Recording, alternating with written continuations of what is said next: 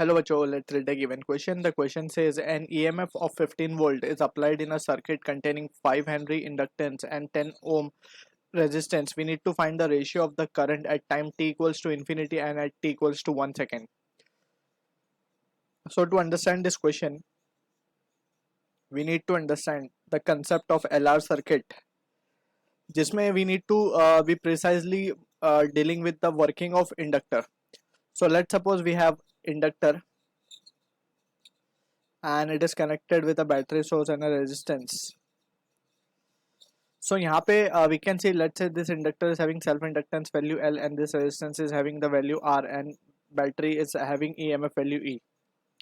So जब circuit के अंदर करंट स्टार्ट होगा फ्लो ना, when the switch is closed, let's say हम यहाँ पे एक स्विच भी शो कर देते हैं, ये की ये स्विच है बेसिकली हमारा. तो there are two important condition we need to be considering regarding the inductor. तो पहले तो इंडक्टर होता क्या करता है वो समझ लेते हैं. सो इंडक्टर बेसिकली क्या करता है, it opposes the variation in current. So opposition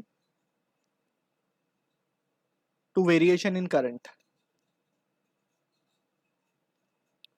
current circuit में बढ़ेगा तो it will oppose that increasing current. अगर करंट सर्किट में डीके होगा so it will support that dying current.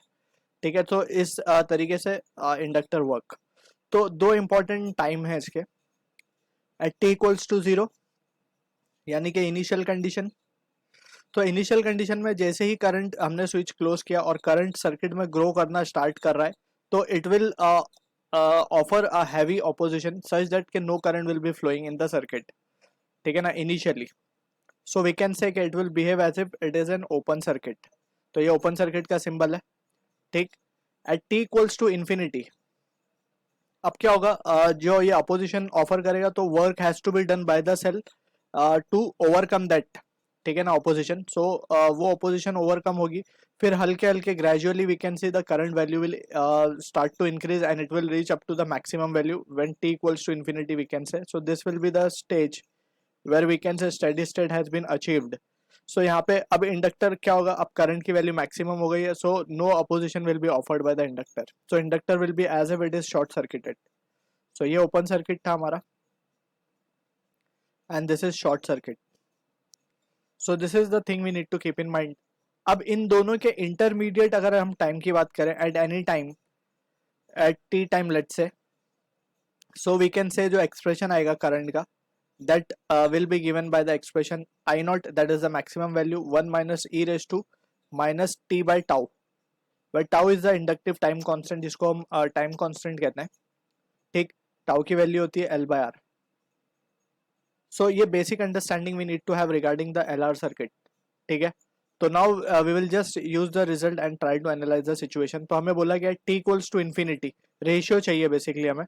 तो पहले तो हम t इक्वल्स टू इन्फिनिटी पे निकाल लेते हैं. t equals to infinity that means steady state का कंडीशन है, डायरेक्टली शॉर्ट सर्किट हो जाएगा. शॉर्ट सर्किट हो गया मीन्स कुछ इस तरीके से सर्किट दिखेगी हमें. इंडक्टर की जगह हमने एक वायर प्लेस कर दिया just and current will be flowing. So let's say current हम मान लेते हैं I1 या फिर I इन्फिनिटी कह देते हैं इसको. So I infinity will be equals to, just by Ohm's law we can say 15 volt का ये हमने अप्लाई किया है और ये है 10 ओम का resistance. So finally we can say by Ohm's law we can say it has to be V by R यानी कि 1.5 एम्पियर. सो ये करंट हमें मिल गया. अब हमें 1 सेकंड पे चाहिए. अगर t 0 पे होता तो हम डायरेक्ट ओपन सर्किट कर लेते, लेकिन 1 सेकंड पे कुछ ना कुछ करंट आएगा.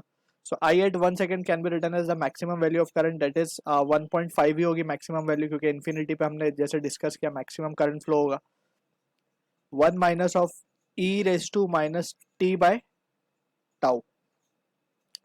तो यहाँ से हम देख सकते हैं आई नॉट की वैल्यू तो 1.5 लिखेंगे हम.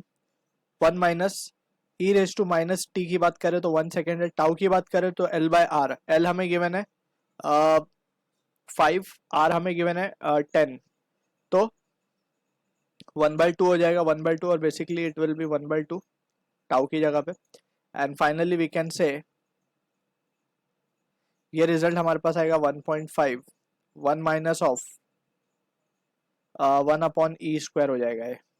ठीक है. तो इसको जब हम फर्दर सिंप्लीफाई कर लेंगे तो we can say therefore I1 will be equals to 1.5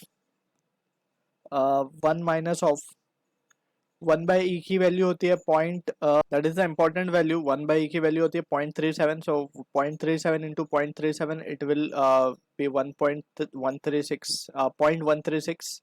and finally we can say ये रिजल्ट हमें मिलेगा I1 का S2 पे भी 0.864. and finally the result comes out 1.296. so we can approximate it as to be 1.3. so ये मिल गया current at 1 second. so finally we can take the ratio. therefore I infinity to I1 will be equals to 1.5 divided by 1.3 and that gives us the answer. या तो हम इसको 15/13 लिख के भी छोड़ सकते हैं. So this is the, let's say this will be the answer to the question. I hope you understood the solution. All the best.